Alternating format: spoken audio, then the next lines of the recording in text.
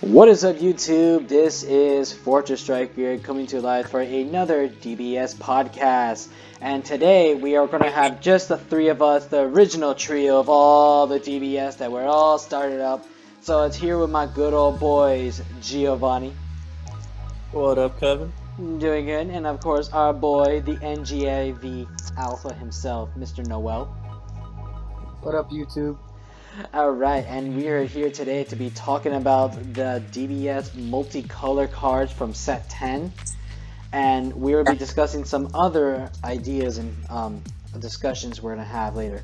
So without further ado, gentlemen, let's get straight to the multicolor cards. Our first card is a red-green multicolor Vegeta and Trunks No Holds Bar. Energy exhausted with Deflect. Its auto effect is if your leader card is red or green, when this card is played, choose any number of your opponent's battle cards that add up to a total cost of 4 or less and KO them.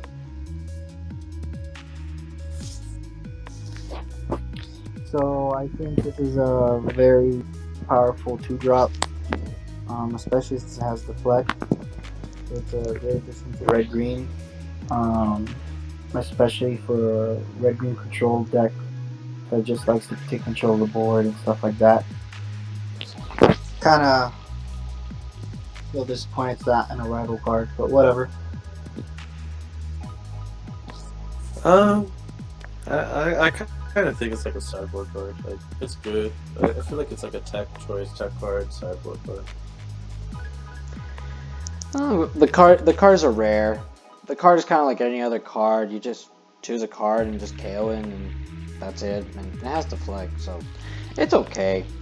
I mean, it probably be pretty good since it is a red. Since it's also part red, you can use it for like aggro decks and stuff, or green with control, and which just gives the idea for it.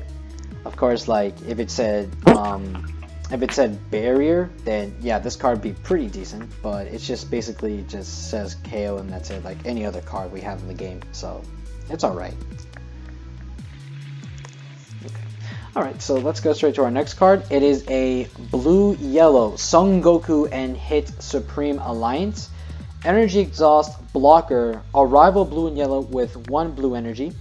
Activate battle once per turn. If your leader card is blue or yellow, switch this card to active mode. I love this card just for the simple fact that I'm a U6 player. I love Kaba. And I think it's cool that we got another arrival card, especially a blocker. Kaba has a hard time sideboarding defensive cards or that aren't extra cards like Nimbus and what's the other one called? That Whis. Time Magic. Time Magic, there you go. I think it's a really good sideboard card for when you're going hyper. It probably still doesn't do anything, but it's a nice little addition to G6. I like it. I think I would main it though. I think I would main 4, but maybe that's too much. But I think I would main 2 because like it lets you be aggressive as well. It lets you get an extra swing. So like, and you get the blocker. Like I think in general, it's a really good card for blue or yellow decks. Like the multicolor decks, it's like their first kind of like Chomp of Autos is the best blue yellow arrival card. Like and like all the U6 had like the best arrival cards. Like this is like the best generic blue yellow arrival card. It's like the Bojack blocker. Is that an arrival? Not sure.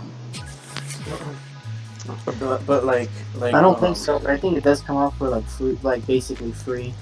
It's like the Goku and the Vegeta from the draft box was just okay.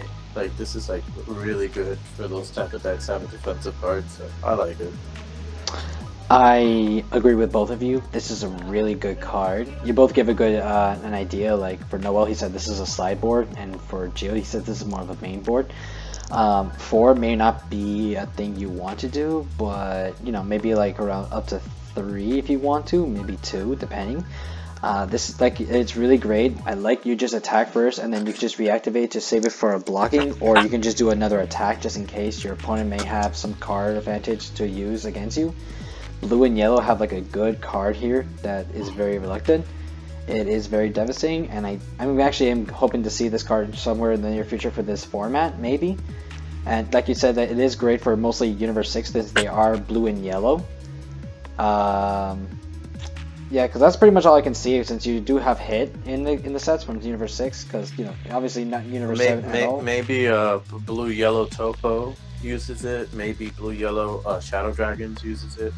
Yeah, anything that resolves with that, like even some old school decks that can actually be run with it, like like the old days, like with Harudagon or anything. But no one's gonna play that. But it's just an idea, for example.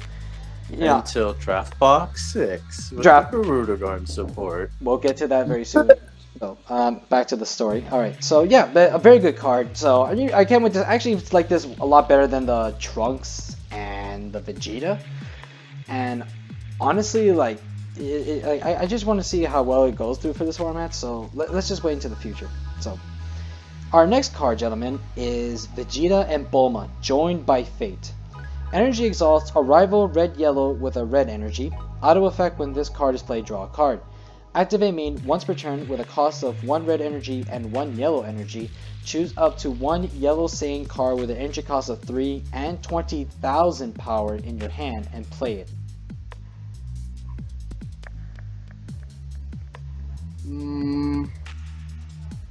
I think it's a very explosive card because of the rival.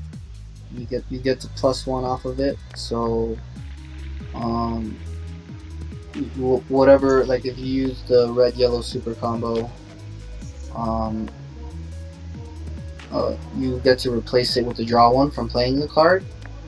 And there are a lot of yellow sands that are 3 costs with 20k that do a lot of things. So I think this is a very explosive card. I think it's a great card for yellow. I'm gonna go. Yeah, so I'll go second. Well, I want to go second now, and then I'll let you go. So that's fine. Yeah, I do like this card. When you gotta draw when you play this. It's 20,000. It's pretty nice. It lets you play any of the same cards without that type of energy and power. I mean, like, let's name a few that we can come think of it with 3-drop 20,000. Like, do any of you guys know? There's this. Yes, there's one I'm gonna say. I'm waiting for you guys. It's a Goku card. I just can't remember what it's called. From the new set. It's called Goku something.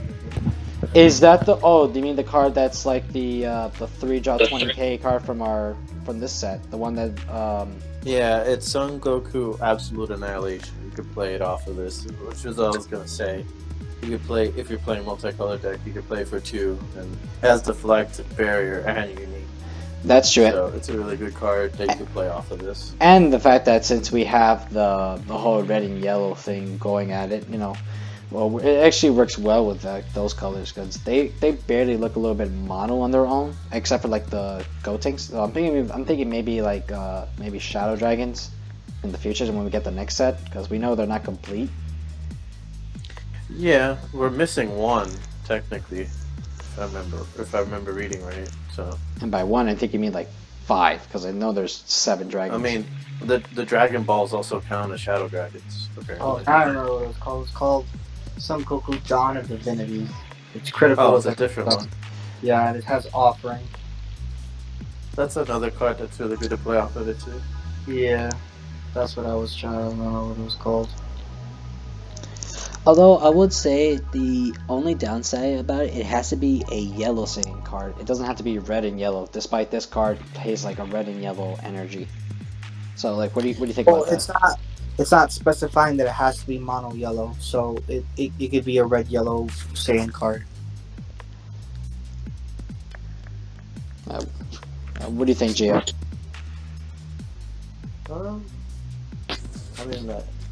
I guess. I just had that one main point. But then cards have like the effect saying like either a red or yellow or a red-yellow card.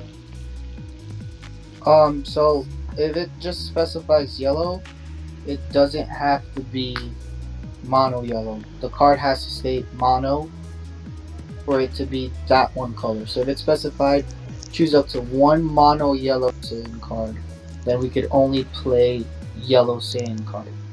So because it doesn't state that, we can play blue, yellow, red, yellow, green, yellow Saiyan cards with 3 cost 3 and 20k power.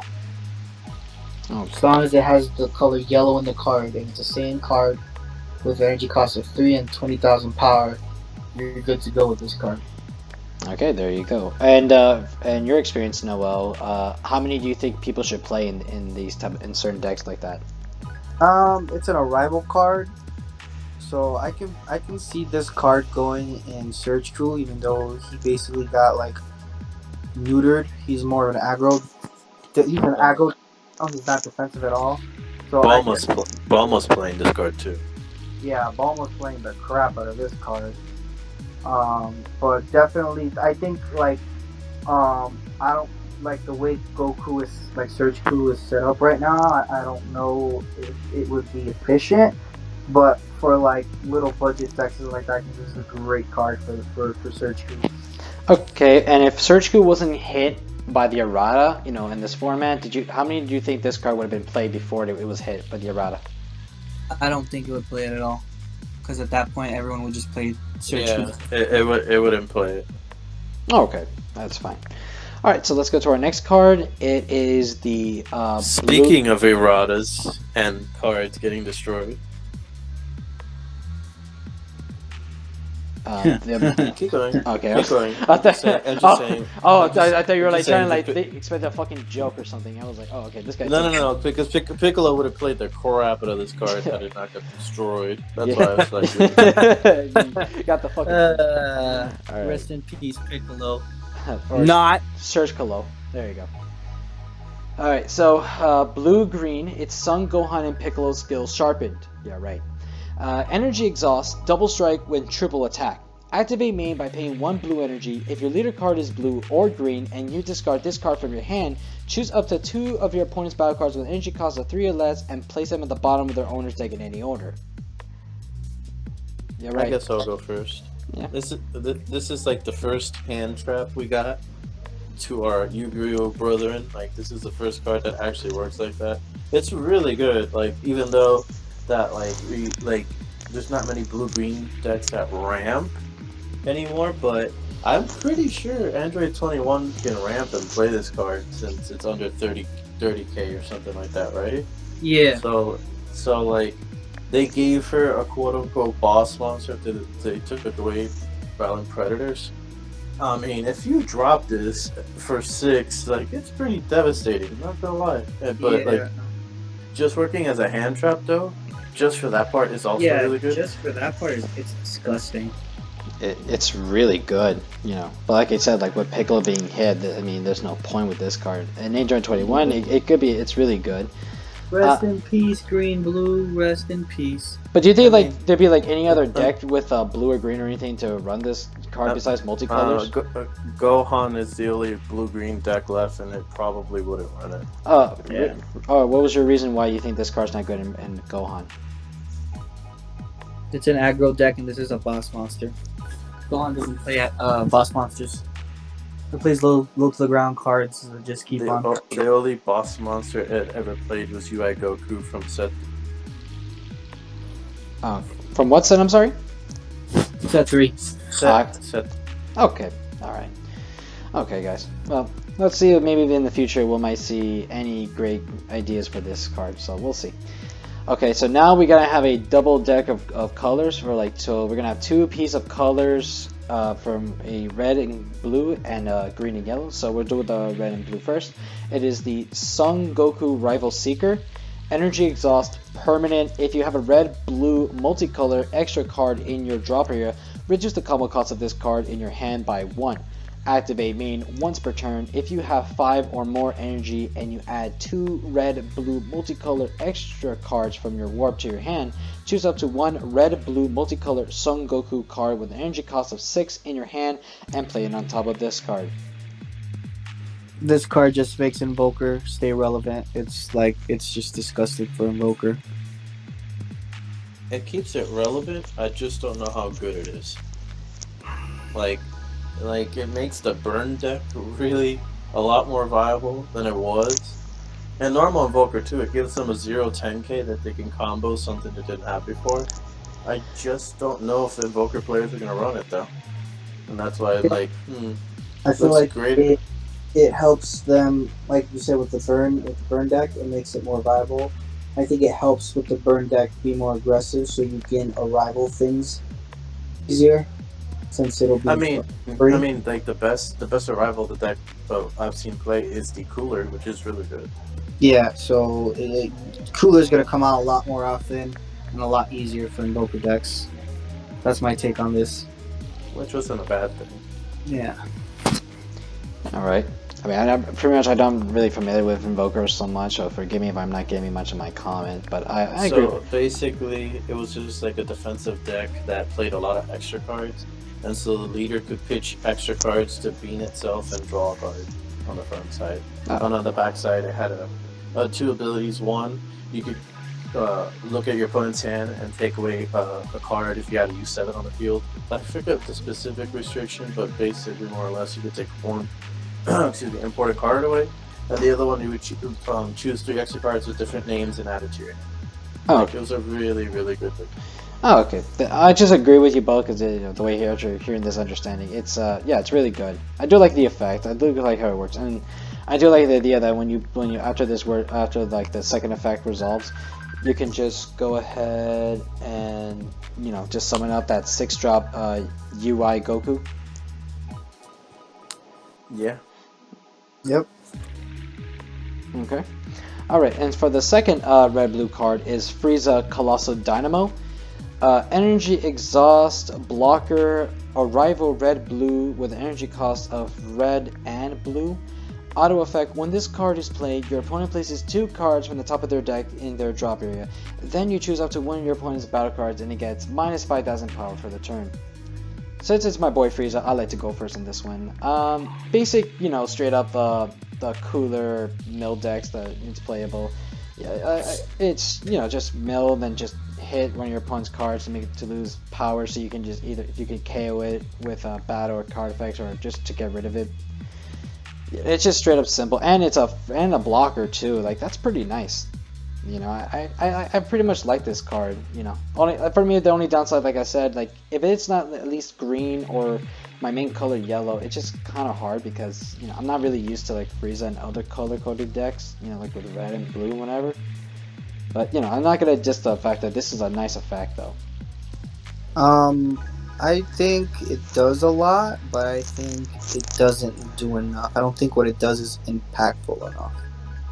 Like, just making something 5 and then you mill 2, and like the blocker part is great, but then you have to pay 2 energy to bring it out of blue and yellow, and then you're also, if you don't have a free multicolored super combo, you're also dropping possibly another multicolored card that you would have to pay 1 for in your mana to combo away, or you're ditching another 2 cards. I feel like it does a lot, doesn't do enough, and it asks for too much for it to come out. The only deck that would make use of this card is Frieza Swap, because it would come out for free, and that's probably the only deck that would actually use it, because you wouldn't arrival it would just come out for 1 mana off the 2-drop. That's about it. Like, I don't think this is a great card. Okay. All right, and we go to my colors. It's the green and yellow.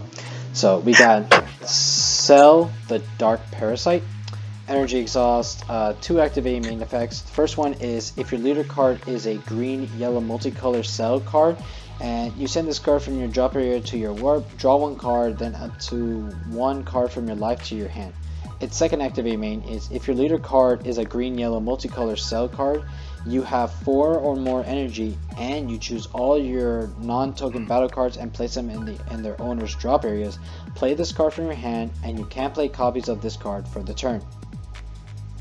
So this is great for the Cell deck. They basically made an 8 for the Cell deck. This is a draw to 8 for the Cell deck.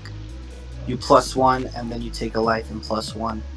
And it's also really good for Successor. It helps Successor decks set up the Zeno Cell Secret Rare. I think It's just well, actually, no, I lie because you have to have a cell leader. But it definitely helps the cell deck, even though it's very hard to pilot it and it's not showing up that much anywhere, as far as I'm concerned. Yeah, I agree with Noel there. Like, really good card, really anything. It does restrict the idea since it's mostly for the cell decks and everything. And like you said, like cell surge or anything, or whatever cell deck you're playing, guys. It's Cell surge. yeah, so mostly that, or some players like to come with other ideas, but anyway, mostly we'll just focus on the cell surge. Yeah, it's just not like relevant most of the time, especially when it was like being overthrown by like other decks like the Jurins or the Surge Coups or the Piccolo Surgers or anything, and it's a really great card and anything, but like let's see how much it can do with the cell deck. But even though it may or may not reach the high point for this meta. So we just have to patiently wait and see, or to see like if players online are doing something with it. I mean, set 10 is legal and the ban list is legal, so maybe. Like, it's a really good card for cell search. It's something it needed. It also so helps it self-awaken, I forgot to mention too, which that leader has a hard time doing. Yeah. It's super consistent, like it scrying and all that, kind of like with Piccolo. Yeah, it's funny. They killed Piccolo to leave Cell be consistent. That's fun. All right. Okay, and now for the final card, and that will be my boy Jiren, the alien powered. Energy exhaust, a blocker, a rival green-yellow with an energy cost of 1 green and 1 yellow energy. Activate main once per turn. If your leader card is a Universal 11 card, increase this card's energy cost by 3 for the turn. I will go first in this one because I do want to say that I do like it's a blocker. Geo says it's a main 4. I do like that because if you run this in Universal 11s, you're obviously going to increase its energy so that you can go in and use a lot of successors for the Cell Zeno. It's 25,000 power. It's pretty beast. I like that. I have to think of which cards I need to cut to add this, suggesting maybe if some players may want to drop maybe the 2-drop Topo from the draft box or not, it's your choice. I don't know, that's pretty much all I gotta say. It's really good, really liked it. It's not powerful though. I would say it could maybe done a little bit more than just like increase his energy. I'll say that, but it's like a decent blocker that you can use to go ahead and stall your opponent until you draw your sources or anything to make the comeback or put the counter on your opponent. It's a 2500 blocker. Like, it gives the deck another blocker. It's something that deck loves. But it gives it. So basically, if you rival this and you have a 3-drop, you go into Cell Secret Rare, like super easy. You don't really need to play like the Ape, like Bardock Ape, if you can't afford it anymore. You don't really need to have the SS Brawly, a rival card that some people were playing. Like, you could buy it, like, it's viable still, but like I'm saying, like, if you don't want to, because that card came in the Magnificent Collection, if I'm not mistaken, so if you don't want to spend time looking around for that or pay for that, this is a cheap alternative, and it's really good for the deck, and it's not hard at all. Like, if you rival this, all you need is, like, a 3-drop or a 2-drop and a 1-drop, and you can go into Cell Xeno. It's really good for what it does. I have no comment. I don't know crap about U11 right now. Okay. If I would say one last comment for me, I think maybe if it had one more ability saying it KOs a card, I think then this card is fine than the way it is, because it needed a little bit, like I said, it just needed a little something more than just getting more, just gain 3 energies and be a blocker. I mean, yeah, I think they wanted to make it fair since it's uncommon. I don't think they wanted to bust it and stuff like that, but No, I mean, it's nice. It's a nice alternative for budget players playing the U11 deck. It gives them something. So. Okay. That's true, especially for Angel since he has the Jiren deck. So. I mean, also, you know what you can do? You could play the Gohan that comes out of the Expert deck Cell. You could play that successor, and that's 9. So basically, you could just a rival Jiren, and then since he's a 9, you just sack him off for the Gohan. So. There you go. Okay, and So there's some cute plays you could do. okay, and that's pretty much the multicolored cards.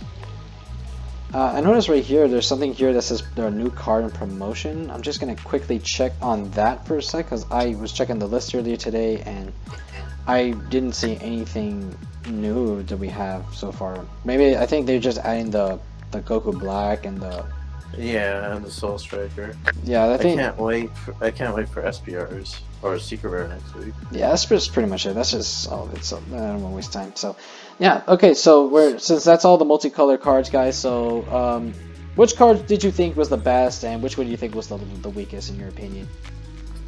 I think in my personal opinion, and this is me being biased. I think the blue-yellow one is the best one. Because, your boy loves U6. That's just me being biased. If you don't like it, bad. We're gonna go Cell Xeno. Oh, okay. Oh, okay, that's a tough one. Cell Xeno, and then the Jiren, actually. I like it a lot. I would put it right under it. Same with Jiren a little under. Tough one for me. I think honestly, like I'm gonna agree with Noel on the blue yellow. It's pretty good. I'm gonna tie that with the Jiren because I do like the Jiren card. Although like if you rank it, like it goes Jiren under in third, the blue yellow second. But I think like red blue Goku card is not bad. I think that's pretty cool. I think that was that has the most pretty cool effect it had to read so far, and that's kind of like my own pick I have to go with. So if anything, since those were the strongest, which one did you guys think was the weakest and why? I think it's definitely red Trunks and Vegeta. I think it's explosive. It's a 2-drop. It's nice little spot removal for cute little decks, but Noel, you're kind of lagging. So he said the Vegeta and Trunks, the red green card. Can you? Yes. All right. I said that I think it's the Vegeta and Trunks. I know I said it. I think it's very explosive. Specifically for cute little budget decks. It's very budget friendly. But I think it's definitely the. You are. I'm good. Did you want to go next, Kim? No, I was gonna say he's very lagging right now, so it's really hard to hear him. But I was gonna say maybe if you leave the Discord and come back. He thinks that the card is good for budget decks for spot removal. Okay. And so I'll go next, and I think it's the red blue Frieza. It just really doesn't do much of anything outside of Frieza swap as a cheap attacker, so that's my vote. Okay. Oh yeah, I forgot about that card. Alright, never mind, I changed my vote. That's true. But, so once we're done with this, Well, where are we going next? well, Draft Box 6 and Draft Box? well, I haven't issue? picked my worst card yet. Oh, okay. Alright, go Kevin. It's a tough one. Because, to be honest with you, I pretty much didn't like most of these multicolored cards. I felt like this list was pretty limited. It didn't show as much. I know because most of the set is going to do monocolors, but I feel like maybe add a little bit more to the multicolors was the one thing that could have made have a little joy to it, since most players were expecting it. Seemed like they sprinkled these in randomly and surprised us with them. Well, it wasn't surprising. Yeah. Not really, because if you saw the video, you already saw the Cell Zeno with green and yellow, so we knew we were gonna get multicolored cards. People just didn't know. Well, that's true. I enjoy the fact that they're just not dropping multicolored cards. Okay, multicolored cards stayed in this block. That's it, and then because what'll happen is that those cards will just skyrocket in price over time. When more Draft cards Box come out and 4. stuff like that. Yeah, exactly. So, I appreciate that they're still supporting cards, even though they want to focus on cards. And I love that they're showing love to monocolored cards. But again, I very much appreciate that they're not dropping multicolored cards. I hate it when they introduce mechanic and then it just dies that block. Especially if it's a good mechanic. Overrealm never died. Yeah, they kept on giving us little bits here and there, which I appreciate. It wouldn't make sense to let Overrealm just die like from out of nowhere. It's a very powerful. It's the only mechanic that kind of deserved to like keep going. I feel like. Yeah. So you prefer Overrealm? With any deck. So you prefer Overrealm over multicolor?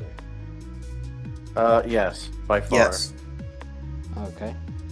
Well, anyway, if I had to choose, honestly, I'm gonna be honest with you. It's a weird way to say this list, despite my my positivity on some of these good cards.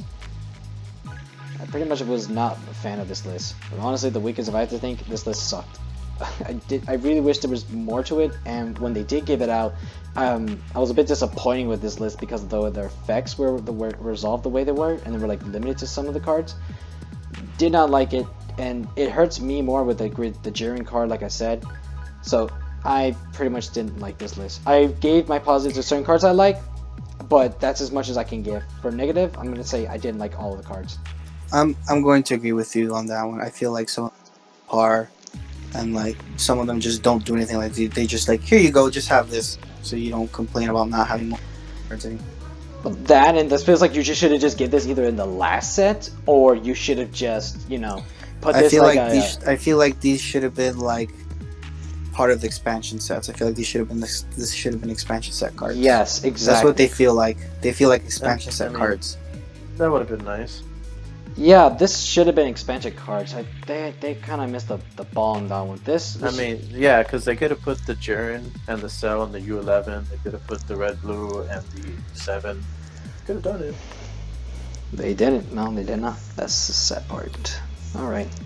Okay, so since we already finished with that list and everything, I also want to go and say like which cards, besides the multicolor cards, we're gonna exclude them, so they have their own set list. Which set of colors is ranked from lowest to best? Now, I'm going to start with mine. Ooh, this is interesting because I'm still trying to figure this one out. Now, obviously, if I'm gonna start with my list. So, highest in the totem pole, it is mostly going to be black. When the black set was revealed, and we did the discussion a couple weeks back, this was the biggest talk that people were hopping for. The cards have already been purchased multiple times. Right now, currently, just yesterday, the Tag Team Gohan card went up to $300. Though it went down a little, it got already bought out and is becoming the most relevant card to be purchased at this time. Black cards have now already become the most dominant color set ever. Especially Magic's hype. The hype has been real. Gio, you were very right, and you called it right because you deserve it, because black did deserve to be the highest ranked card. We were all expecting because blue did this. I remember, if you remember years ago, Noel, when we were excited for set 2, when we were reading the Zamasu set and I looked and it said indestructible before it was released, I was so that thing hyped. Was broken. We were thinking, broken, until Cell came, and then Cell was the dominant deck of that format. I'm gonna cut you off a little bit on the black cards. I think Bandai needs to do something about the color black. They've finally cemented black's identity, which I think is great. But the problem with black now, aggro and toolbox. That's its identity. Okay, yeah, exactly. But my problem with black right now is that there's one card that's carrying the whole color on its back, and that's that SS3 Tag Team Sun Gohan card. It was Turtleless till you got banned. It was Turtleless, and then the torch got passed to Gohan.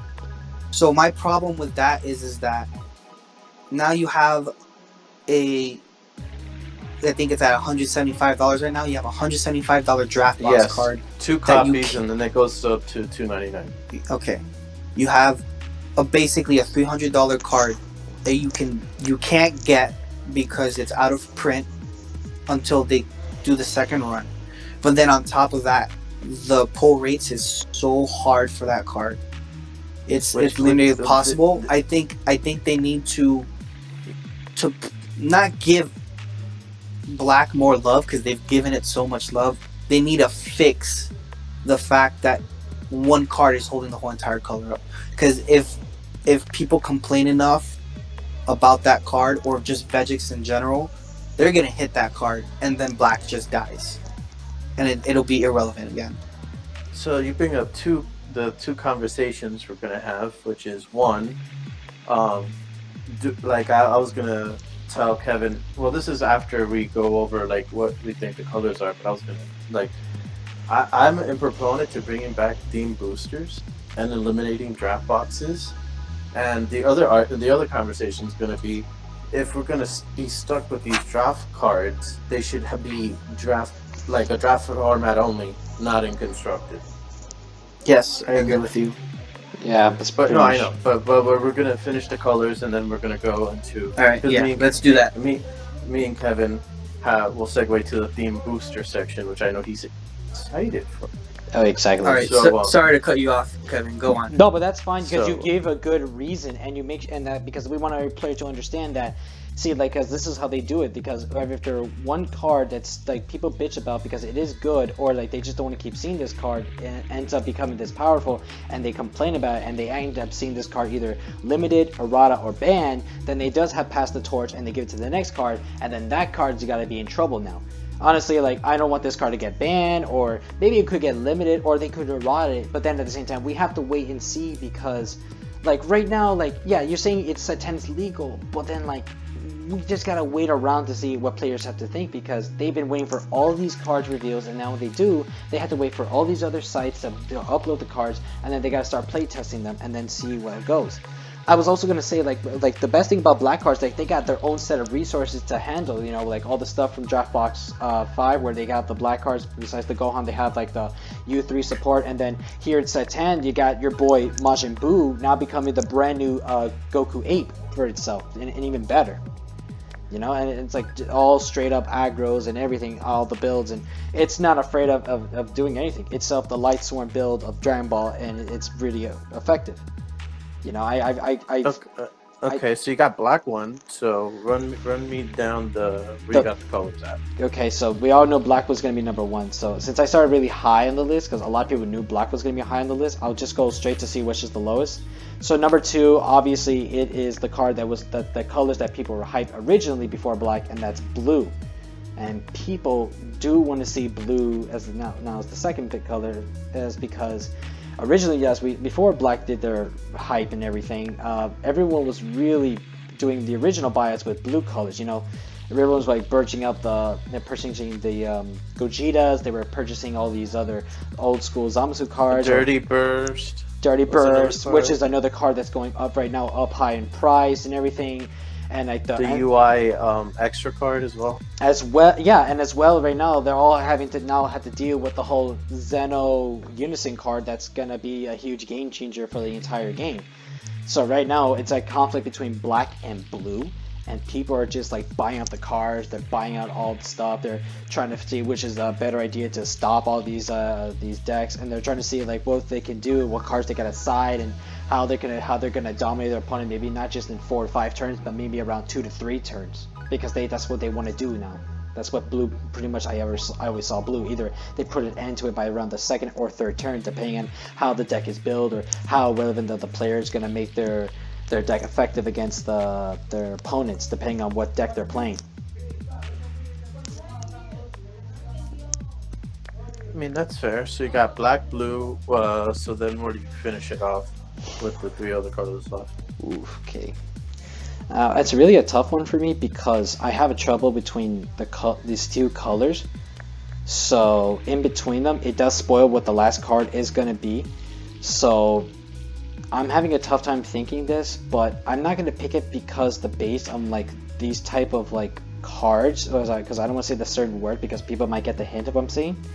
Because it is going to resolve, you know, that color that comes in that type of box, you know, so it does give the spoiler about it. So it is between the colors green and the color yellow. So green, let's take a look at it right now. So green with Frieza, right now they have the whole idea where we're gonna discard your opponent's hand and put the advantage on the board for yourself, so that they have no sources of actually having to combo or negate, and then try to make sure that they take a lot of damage. And on the other hand, yellow right now, they have yellow. Well, the yellow, they have like a lot of good consistency of negates and everything, and certain good counters. They find a way to like have the advantage on the board, to cripple your opponent's field as green cripples your opponent's hand. So it's really hard to put it in, but I probably will say maybe green is number 3. It's not something to do because of the structure deck, guys. It's pretty much so then you got black, blue, green, yellow, red. Yeah, I'm gonna get to red, but yeah, because yellow was really good reading when me and Angel were very much discussing about it in last week's episode, and especially that card that we were like discussing, and about that Vegeta, that's just so good. And of course its own after image card that had a huge discussion where you and Angel were briefly talking about the whole this card can be good against Gohan, while you say well in your term you say it's not, but it has a really good effect and everything, and it really works well with most other yellow card decks that doesn't even need to be multicolors at all. So it's really effective, but it's like at the same time I think green did more than yellow did, because it had better resources, it had better strategies where they can just fuck around the board, and not just with Frieza, just Ginyu too, because I tested the Ginyu deck and it's pretty good in a way that people may not see. It's a surprising deck. People are sleeping on it, and it's a cheap deck outside of Cell Secret Rare. So that's a very interesting deck to see.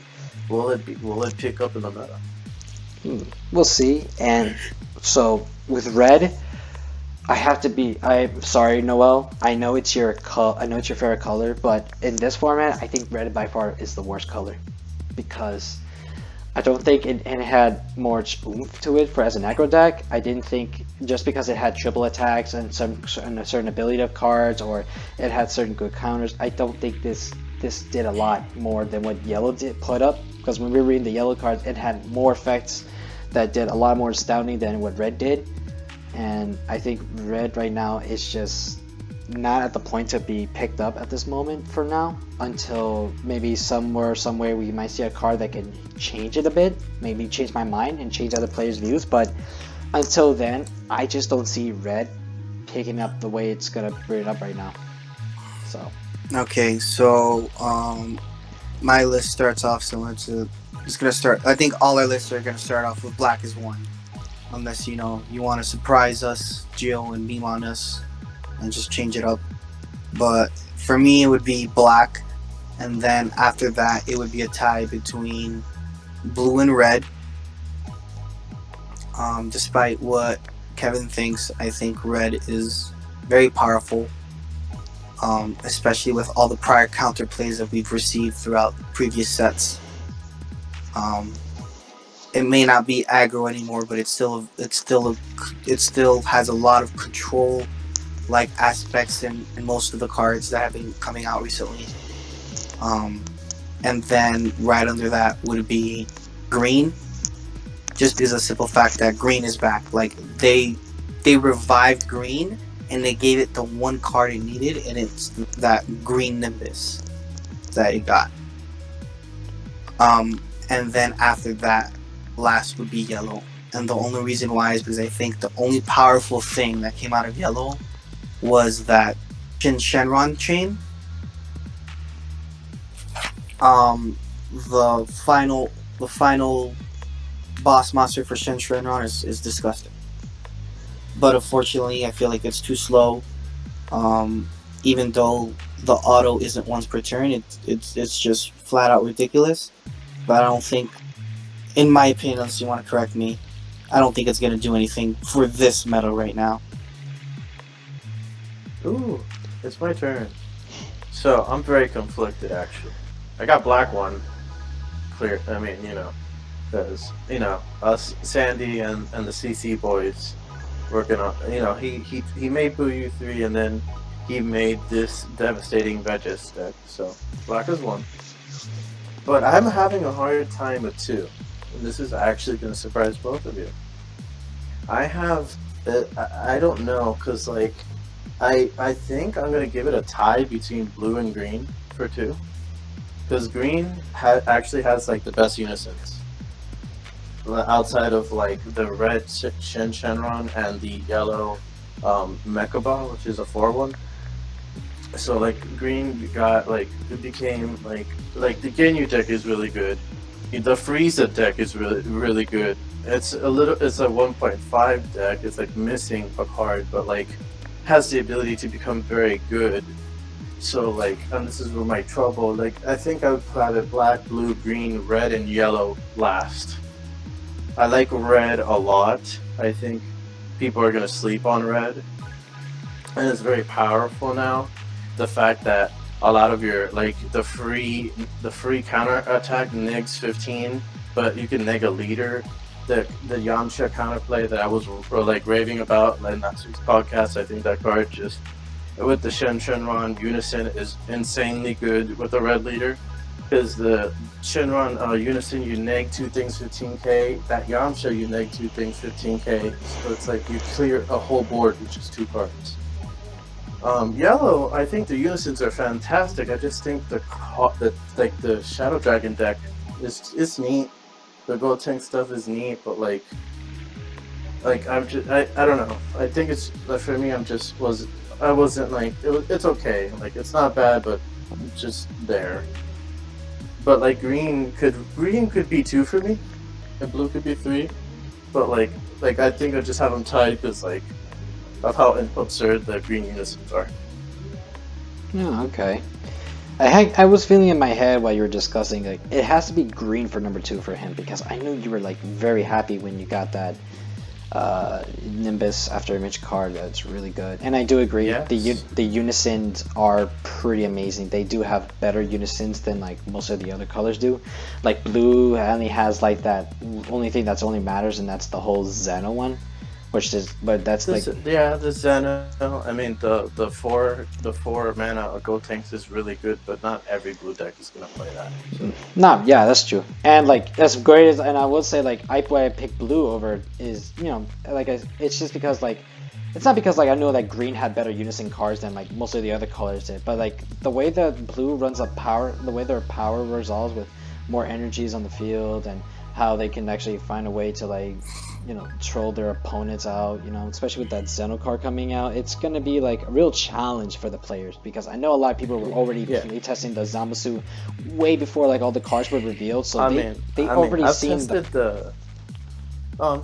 seen the power. Like I tested the Zamasu aggro deck. I really like it a lot, but it's just a linear aggro deck that can kill you with tokens and stuff. It's really neat. And I think the Vegeta leader is neat too, but like I think you have to build these things in a certain way. Give me that SS3, boy. Let's make SS3 cancer again. Oh, you want to make the leader? Okay. I was thinking like maybe like, oh, does he want an SS3 Go Tanks? I'm like, oh no, he's talking about the leader. Make SS3 great again. Yeah, why don't you go ahead and prove it? Go play the new SS3 right now. I didn't say me. Oh, you just say make it great, so you seem like the type of guy to actually go and make it. I'll think of something. No, you won't. All right, so that's great, guys. I'm glad to hear about your ideas. I was like, not so very much surprised that I knew yellow would probably hit the bottom. But like in fairness, like we all gave our ideas about the colors, and you're like. Otherwise, like if I did say red as like a higher color in my view, then yeah, I would put that in a higher list. But like I saw yellow. I think I've been the only one in the group that's been like raving about red mostly. I think everybody else thinks it's kind of bland. Because you were hyped for Yamcha burn. The moment you saw the Yamcha leader and all these new Yamchas, of course, and everything, that's the only thing you were thinking. The fact that you could possibly kill somebody at 3 life with Yamcha at 100%, going in for game, because if they don't block it, they take 2, and the leader effect, you burn them 1, that's kind of crazy. That's insane. Or the 5-drop 8, if you make it to turn 5, you pay 5, and they're at 2, it takes a life, and then you trigger your leader, it's game as well. Like, it's kind of absurd, dude. Well, Yeah. well, that and Um. Because the ape has Anyways, deflect. what were those topics we were gonna talk about, Gio? Okay, so we are going on. So this is where we're going to talk about how me and Kevin really want the return of theme boosters. We don't want draft boxes anymore. We're going to also talk about why we think this, and then after that, if we're stuck with these draft cards, we want them banned and constructed because, like, it's because if it goes out of print so fast, and these go out of print way faster than TOP did, because we played that format and we all had TOP cards and we all had them Yeah. to play. I literally It's had not every card except for Ultra Instinct. so like this is different. Like with Draftbox 4, I was coming back from Orlando and I was gonna buy the apes and I never did. I was gonna buy them at 10 a pop and I never did, and I can't. It's like. And even if somebody has it, they're gonna be like, no, this is mine. Like I'm not getting this. So we're gonna start this off with theme boosters. Ready? So, I've seen some people have an outcry on Facebook, on Reddit. I really want to return with theme boosters because these drop boxes, they're quote unquote theme boosters, but the thing is that they're drop boxes and they're made to draft. They're not really made with the intentions of being a mini set, because I think it's actually kind of bigger than some of the mini sets that we have. Yeah, Um, I think this like the next draft box is gonna be just as big as a regular set, if not really close. it's going to be huge, and this is the issue. Dropbox 6, which they leaked out that it's going to have Farudagarn support, which has got that card bought out, which is hilarious. But like, it says that we're gonna. Well, let me see if I could find the screenshot. everybody want to buy the giant leader from me? $20. Nah, I already got that. Thank you. Draft. So they say draft play will be continuously supported for future events, and that's scary. Oh, and it also says in the description a total of 145 new card types, and many cards power up giant character decks like Grade A Bardock or Harudagarn. So the thing is, they mentioned that they want to support draft. Well, make your core sets like draftable. Make a mini set draftable. Make the product available. Not make us say, look, it's out of print. And so the only reason Gohan is absurdly overpriced and the Trunks is like 40, 45, because they didn't get reprinted in the anniversary box.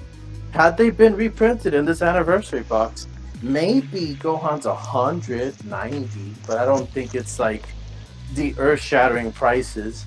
And the Yeah, theme boost. What bothers The me theme about boosters were what fun, bothers too. me about those cards is that like they're no more than $20. Like in my opinion, for what they do, they're no more than $20. Just because the simple fact of all the points you brought out, that is they go out of print instantaneously. They go out of stock instantaneously. Yeah, because they're one print runs, and even Exactly. TOP was a one print run, but I saw more TOP than I ever saw The, of these two dropouts. all those factors in the secondary market, it just completely destroys the prices for those cards. It completely inflates them into a ridiculous amount of prices. Well, here's the thing, and I'm gonna shout out our champion Jordan Marco. You know, He ain't our champion no more, bro. Well, I mean, he's always gonna be. He's in CC. He's our champion always. But he makes a great point, and I agree with him. When our cards were cheap enough that all the competitive players could go to an event and have all the decks, our events were massively big. But once these cards started going up, we had events almost as big, but they weren't as big. And people are not going to spend $1,100-$1,200 on a competitive deck just to play, especially when the pricing doesn't match. So, like, I would rather have a theme booster that they're going to support, and you could pre-order. I mean, you could pre-order a Dropbox, but like it's limited quantity, as you've seen. And this second wave of Dropbox 5, they barely had a second wave. Most people got, oh, I'm sorry, your order's been canceled. So to avoid all that BS, I'd rather just have theme boosters like we've always had, because I understand World Martial Arts Tournament didn't sell, as great as they hoped, and they had such a back order, which kind of started this whole mess. But like, keep making it because those sets were fun and people were entertained by the characters and the themes that you gave. So I think they should go back and revisit that. Because I mean, a draft box should be for drafting, not. It should be just draftable. It shouldn't just be because hey, look, I'm putting themes and characters that people like, so it could sell, and then on top of that, you could draft it. I think you should make like World Martial Arts Tournament was a great drafting set. It just was a bad set in general. Yeah. I was gonna say, like, when you brought up about like people didn't want to spend $1,100, is like, I agree, but here's the irony about this. Yet people didn't want to spend $1,100 in like during the times of TOP, and they didn't want to like do all that crazy stuff. But like here we are, couple of years later, people like during this coronavirus situation, and they have the whole stimulus check, and some people have jobs, some people don't, yet they still want to spend hundreds of dollars for one card that you're trying to obtain, that later doing these buyouts for no reason, and then when they do that, have the buyouts, and then not just Gohan, but like any other card, and then Gohan was sold today on TCG for $150. It sold for it. Yeah, but it's like, here's the other thing, like even before Gohan and before Turles, everyone was just begging about the whole Bardock and Great Ape, and then Goku and all this stuff, and then they still spent like hundreds of dollars, and they couldn't give a shit, and they don't care as long as they have the deck and they themselves and prepare for like future tournaments that are opening, since most stores around, especially here in Florida, are opening. And we also knew that there was a PBG tournament with at least about 8 people, since you have to be cautious and everything, but like. Yeah, it's still. I did the first one. Had 6 people. Yeah, but it's still like it makes no sense. Like, you were smart enough to know not to do it, yet you people didn't remember them. That you remember. Well, the I mean, the prices of decks weren't that expensive. Like Mecha Veggies was $300-400. It was nowhere near $800 to $1,000 to $300. Like Topo is a $1,200 deck at its most maximum capacity. Who's gonna buy that, dude? Like, unless you own the cards already. Like, nobody's gonna drop $150 on an 8. I'll say Noel if he lived in Florida. I mean, no. I mean, he might have before it got bought out. Maybe when they were 30s. Yeah, I probably would have gotten them. I would have dropped that money. That's the thing, though. I mean, you were like, when you were here in Florida before you moved, I was gonna say, like, you did get like a lot better cards than the both of us ever did, unless we tried to pull something cool, and you did better. Like, now in Utah, it's like, yeah. So like, I don't have a problem dropping like $30 on an SR. Like it's an SR, and if it's powerful and it's in the meta, it's there for a reason. Like $30, okay, cool. And then $50 to $80 on a secret rare because it's an ultimate, it's a one of, and it's game anything. Okay, cool, totally worth it. But to drop $150 a pop for an 8 that all it does is draw 2, which I'm not saying it doesn't do anything, because the draw 2 is powerful. Or Gohan, or Gohan, you just get a free blocker, basically. It's ridiculous. It's just flat out lunacy. It's too risky. And I know that from a business perspective, Bandai shouldn't care about the secondary market, because they're still going to be making money off of it. I mean, they didn't. If you look at the ban list, they didn't care. They banned what they were going to do. They eroded what they were going to do. Exactly. So from business perspective, okay, cool. But then at the same time, from the same business perspective, if they're trying to cater to the casuals, they're doing a horrendous job at it, because the casuals are going to come in through secondary market. They're going to start off with buying a few sets here and there, like just because I want to pull some cards, or this is fun. In the Reddit Discord, there have been a lot of new players that have said some stuff. One reached out to me after the podcast, and they're going to buy these set 10 starter decks, right? And then they're going to oh, how can I improve them? How can I make them better? They're going to look at, what's a good generic card? And they're going to go to the secondary market and see, well, do I want to buy this or not? But if it was like in a theme booster, like, talking about the draft card specifically, is a theme booster, they could go play in a tournament, buy a product, maybe draft it, and they could get the same card. Exactly. Yeah. So they, to a certain degree, they should care about what's happening in the secondary market. In my opinion, and you can prove me wrong, and maybe there's some statistics that prove me wrong. In my opinion, ignoring the secondary market is going to kill the game faster than what it should live, because of the fact that they want to cater to the casuals and the competitive scene, but because the casual scene is where they make most of their money, they're killing it by making these absurd draft box cards that are very limited in quality. Yeah, keep going. Oh, I was gonna say, the reason this game is gonna die is not because it's these unobtainable cards. It's not even their prices; they're unobtainable. It's like you go into a store, okay. Like, I had a buddy of mine. He went to Cool Stuff and he bought the last draft box. They only got one draft box 5, and he bought it on the spot. He's like, I'm buying. Instant bought. Just one. And online, they're sold out. So you're telling me that we need these powerful cards that are super generic because they have to be, because when you're drafting, it makes no sense to have archetypes, right? Mm-hmm. And you can't get the card. It's physically impossible. Draft box 4 cards, the cheap ones, yeah, you could get them because they're cheap. Nobody wants them. But the good expensive ones, you could get Topo maybe, but outside of Topo, and maybe some of the arrival cards. Outside of that, it's hard to obtain. The only thing I can think of to remedy that problem, if they want to keep draft box around, is that they need to stop the shenanigans with 25 different SRs in a draft box. We got 23 in set 10, and that was the most SRs in a box. Okay. Well, they need to not. Excuse me. They need to not give us so many SRs for a draft box, because a draft box is technically considered a mini set.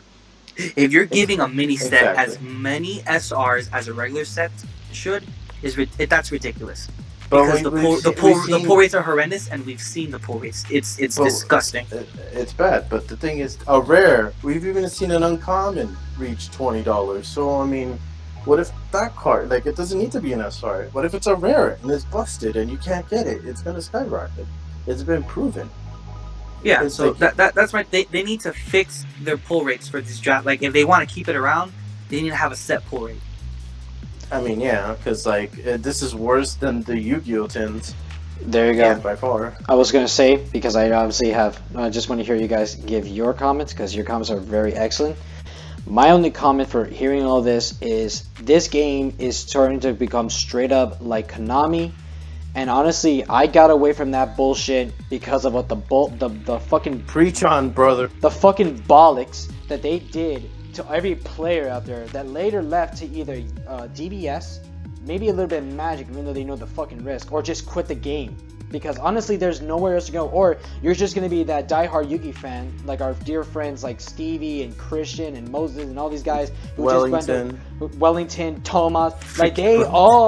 They all went. Wellington didn't even like what's going on in the game. He tried DBS a little bit. He only played the Bobby there from set 2, but he barely plays it. And even so, it doesn't matter, because the way that people are seeing this shit is they need to get to the picture, and they do. And I think Bandai has to be extra careful, because they don't really want to end up like what Konami's doing to the Yugi format and stuff. Konami made core sets not short print anymore. The only short prints are the mini set. They're just yeah, but even with Konami, when they can do their own. Oh, here's a speed duel. Oh, here's a dual links. Oh, here's all this fucking new format thing we're doing that has nothing to do with the main format, despite the fact we're gonna change it around to make sure every player can play and be happy. It's still not enough the fact that people are not gonna like it, and Bandai is closer and closer to getting to that point, and I really don't want to see that. The good thing about them is that they listen to us. They listen to us, but that's still not enough. I don't think they really listen to us, because let's put it this way, how many times has every player have been bitching about the 7-drop Gogeta since the day it came out in set 5, and when the time when people finally realized that this card is actually this stupid and busted and even worse than the 7-drop cell from set 2? How long did it fucking took them to fucking ban that card? And by the time they do ban that card, it's probably irrelevant to see this shit. Like, who the fuck do you think you are, taking that fucking shit and doing all that? You know, wait until the last damn minute when people were complaining about it. Like, Turles, yes. But although people wanted to see, that people were mostly complaining to see this card get hit and didn't think, oh, let's errata it. But still, we got that card banned. People want to see erratas on the surge leaders. Okay, that's one thing. But still, why does it take Bandai that long to hear all of us? We're all together, and we should hear from all the players, and should give us an understanding why we don't want to see this card to be that powerful in these formats. And by the time it's not even useful, you're gonna ban it. You know, like, and then you're just gonna keep doing the same bullshit. You're gonna make these crazy cards, and people are just gonna go ahead and just start complaining, I can't afford it, or this card is busted, and now it's just going to skyrocket. It's fucking ridiculous, especially with the draft boxes that no one can fucking afford. And like you said, if an uncommon card, better, if a fucking common card itself, non-foil, is at least worth $15, you're fucking ridiculous. Because you know what bothers me. We're gonna need to put a disclaimer on this one. Yeah, a lot of cursing. I apologize for that cursing, dude. I do apologize for we want to be real here. You know, we want to be real. I do want to get that off my chest. The thing that really bothers me, like the thing that really grinds my gears, on top of everything we've already spoken about when it comes to draft boxes, is that the fucking thing is $100 MSRP. It's more expensive than a regular set. And if you try to buy Draft Box 5, it's $149 on TCG Play right now. Oh, that's not even an issue, because in the end, people still have money to spend a lot on SPRs, because I said it before, and I'm going to say this one last time, because I don't want to keep complaining about it, to be this complainer, but people stop buying SPRs. Your deck is just going to be fine with or without it. You just stop fucking hollowing out. It's not going to be enough. You're wasting more money than you are than just buying one damn draft box. The TOP signature cards got bought out, and I was just like, really, dude? So, back to what I was saying. The fact that it's not even a full set, and it's worth more than a full set, is fucking ridiculous.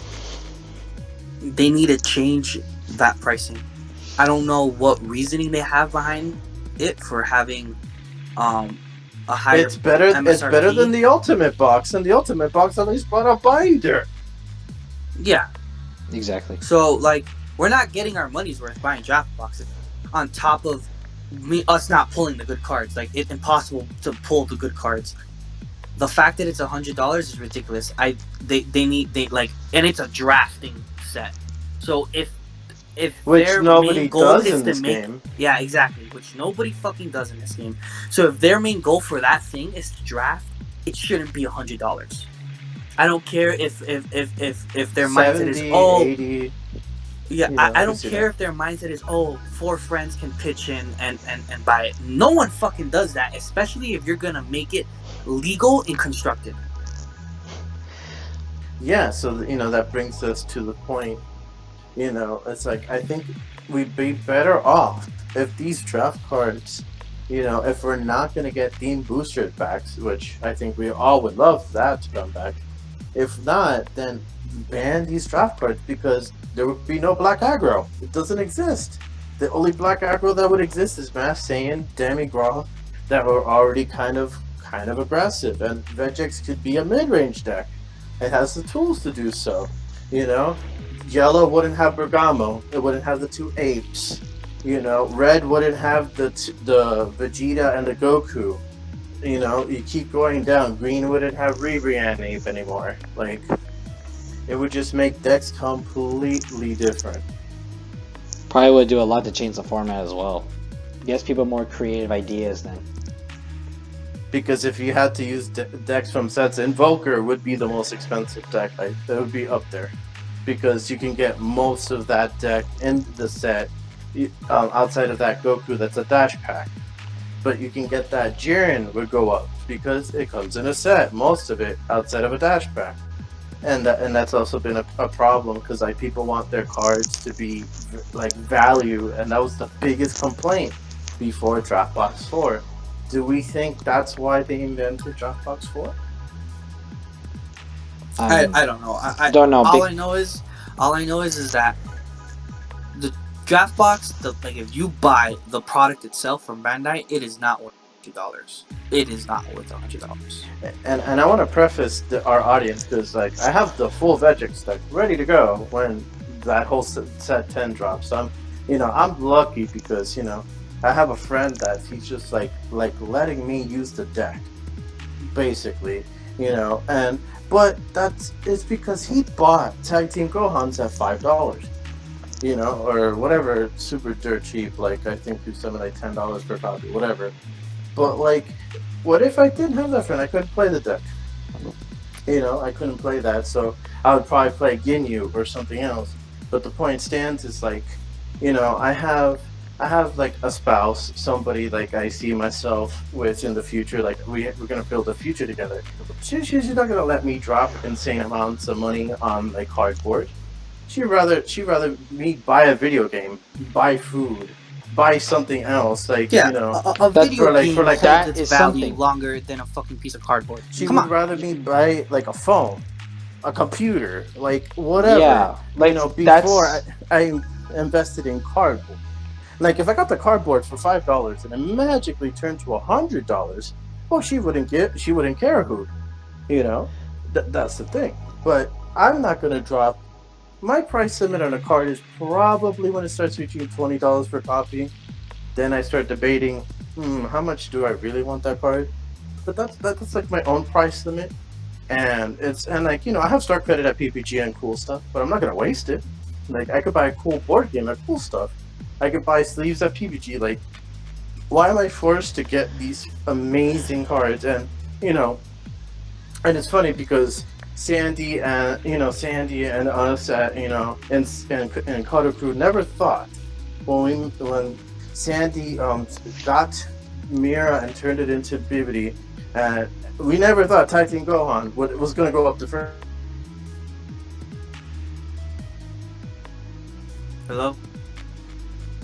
Hello, Gio. He was like really there, and then he got cut off. Hello, lovely. Oh, that. If you can hear us, you're not talking right now. We don't hear you. I don't hear you, dude.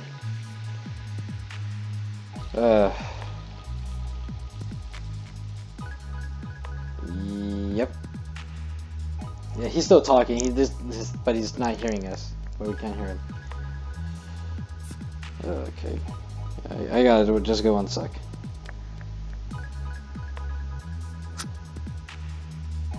There you go. But I'll say in my point though, like that's agreeable. Will say the fact that was one more thing that I'd like to also add to it. Like this is the same thing in your response earlier, Noel. That it's the same thing. Like not just in Dragon Ball, but in every other card game, people will say the same thing. They tell us to get good. And then we'll just tell them to fuck off because they'll be like, I hear broken here, all that dumb meme that they say and stuff like that. Exactly, and it's just nobody wants to hear that shit.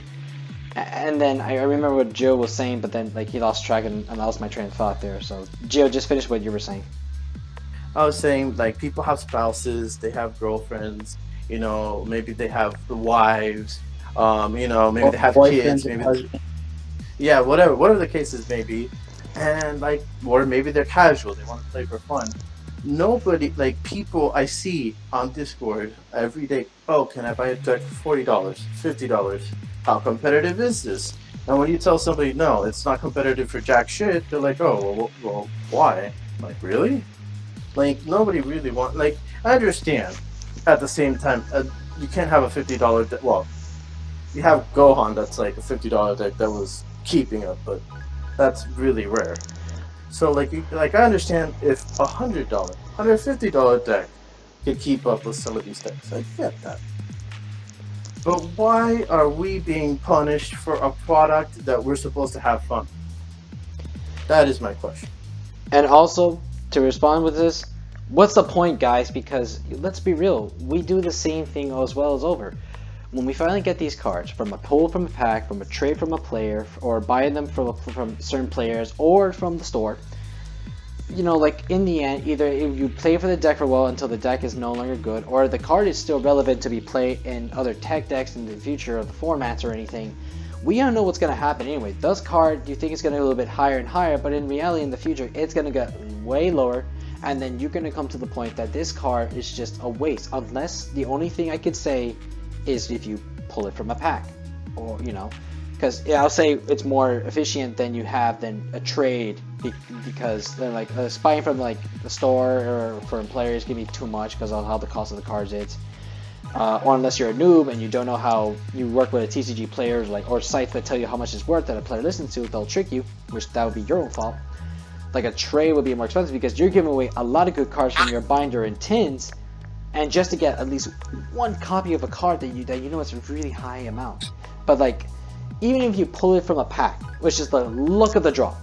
Let's say you pulled in that let's say that's super, because I don't want to go say secret, because we know secrets can go higher or depending on it. But let's say that's super rare, and then you got it. Even if it's from even something special, like from TOP or Draftbox, you know for the fact that card will soon be lower and lower and lower, and that's just going to be collecting dust in your binders, collecting dust and rotting away in your tins. It's going to be worthless, and even if you want to sell it, even if you would trade it, it's just, in the end, it's just going to be a waste. And you'd be lucky that you pull it from a pack, because if you got this from a trade or you got it from a purchase, it's going to be more insulting, because that's money you spent that you end up going to lose, and you're never ever going to get that amount ever again.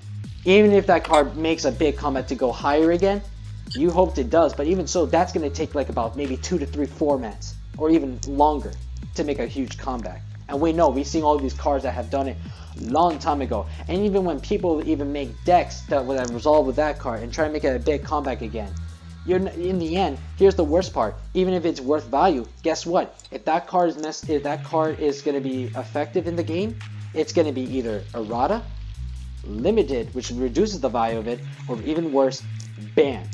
And the stores may take it before they know a ban list or something, but even so, they're just gonna reduce the price of purchasing it from you, and we know, because they have done all of that.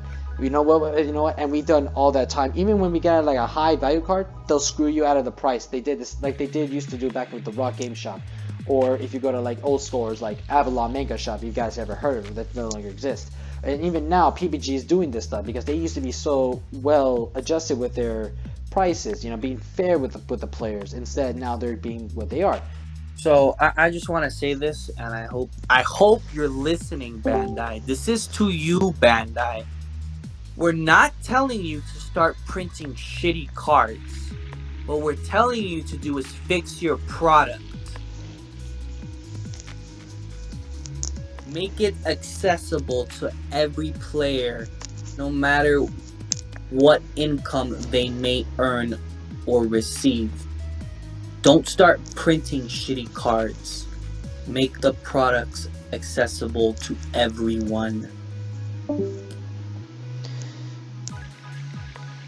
And please, if you are going to listen to us, really, really listen to us, because we are saying this from the bottom of our hearts. And even if people are just complaining about it, there are some people who make a good reason, and there's some who are just crying about everything. Just listen to the people who really do care about this game, and they love this game, and they take the time and effort to do and have fun and meet new players, meet new people, have a good time, and just get out of their downfall and everything, because people love this game. People love Dragon Ball. They have to see the concept of it, but they just don't want to spend all their lives or all their money on their hard work to just be wasted upon just to help you guys, make a couple bucks for yourselves and everything. We know you're not the type of company to do that, like what Konami's doing. But we ask you to please be respectful, because if you don't hear us out, especially from us little guys from these podcasts or around the world, then you're not only hurting us, but you're also hurting your own product. You're also hurting up all the hard work that everyone has put into, and it's gonna like basically may lead to this game's death, and it could be really a bad thing for you. And we don't want you guys to think, oh, this was a bad idea to the start, or with that one idea. Like, just think it through, take all the time you need, and please hear us out. This is why we, as the community, make these type of videos, these type of podcasts, these type of messages that we send to you from all over the world in social media, because we care and we love this game and we hope to see this go forward. And we just hope you guys can understand.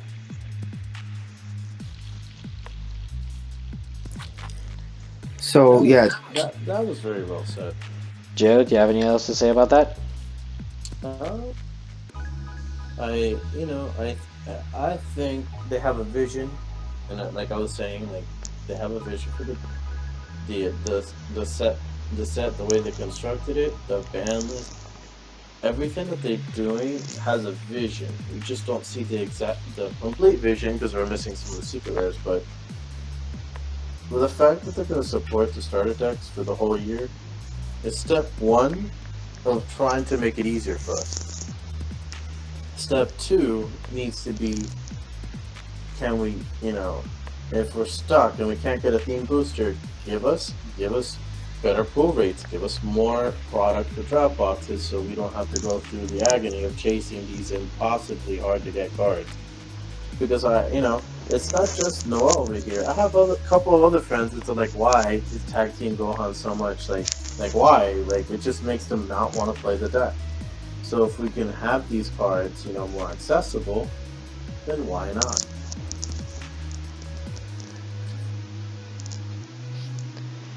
That is true. Okay.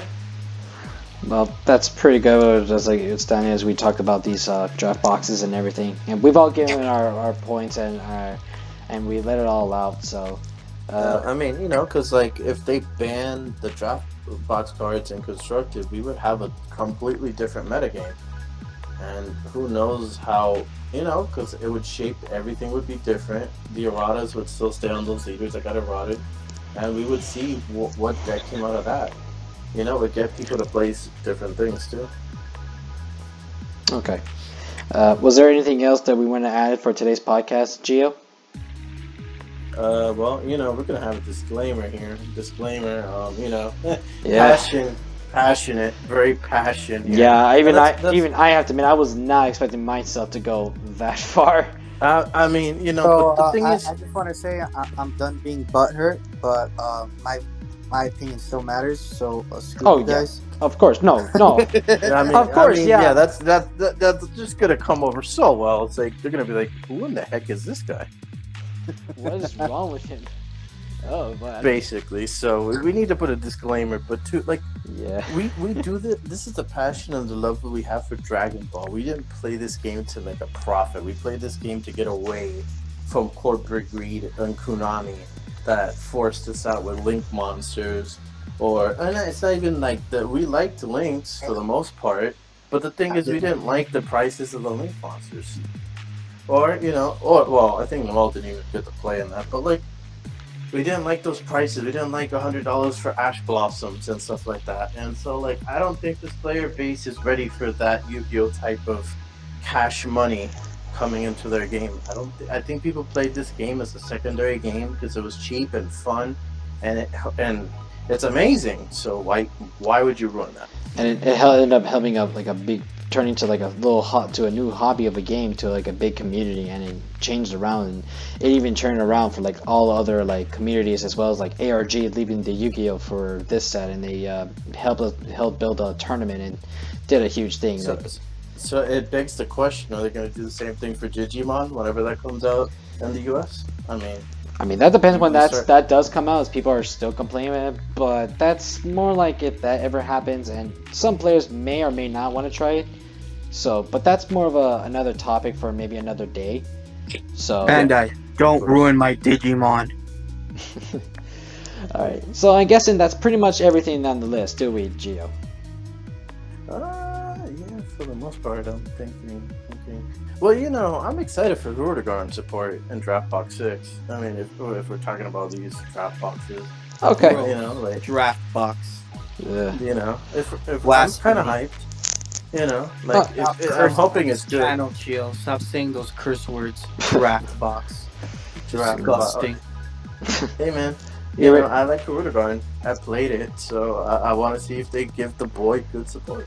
Well, all right. So anyway, I guess that'll be it for today's podcast. We did give our rants. We gave our reviews on the multicolored cards. We gave our ideas about the whole draft box. So I'll leave maybe a comment. So maybe it's because I know some good players and good viewers like to go and leave comments in this channel. So I'd like to go ahead and ask you: do you guys think that we should bring back the whole themes and put an end to this draft box nightmare for good? Do you think Bandai should take the time and effort to actually hear us players out when we need the time reading? Besides, complaining for like certain cards and for their effects or anything, and see how it goes. And I hope you guys enjoy it, because next week we do know we are going to be ready for the secret rares. That's the only thing that's left. Also, go out and today and hope you can order and purchase as much as you can as we have today the release of the expansions for the Universe 7 and 11, and I hope you guys enjoy playing those, as next week we will be receiving each structure deck coming out, and we hope you guys enjoy this video. So I want to go ahead and thank my friend Noel and Gio for coming to the show. No problem, Yep. bro. Like, comment, and subscribe if you like the content, guys. We make this for you. Hey, that's my line. I stole it from. No. Majin Buu. Sucks. Make Majin Buu great again. No, it peaked. That's it. You're peaked. Denied. All right. So anyway, guys, we hope to see you guys next week. Thank you for watching. Give this video a like, comment, share. This is Fortress Striker and the Trio Brigade signing off.